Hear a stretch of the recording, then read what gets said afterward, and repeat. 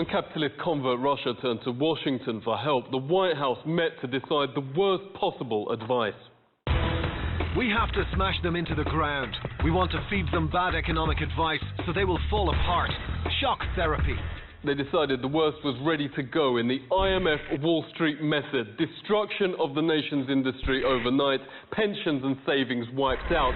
The IMF demands speculators are let in. Wall Street duly starts joint raids, gutting the stock market and national currency. Congress was informed it worked like a dream. The IMF has presided over a catastrophe worse than our own Great Depression. Russia opened itself to dependence on money it had been creating itself before the wolf got in the door in IMF shock therapy. The worst hyperinflation in history hit Yugoslavia when the IMF demanded bankrupting 1,000 companies, destroying social programs and forcing regions to literally fight for survival.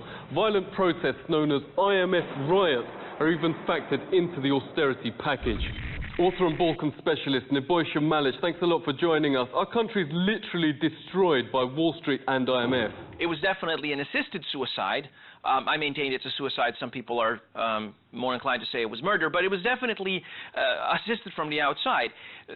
What we're seeing with the IMF and the World Bank and all these international financial advisors and experts is that they're not really interested in the country itself surviving or being tenable. All they're interested is in extracting as much wealth out of it as possible.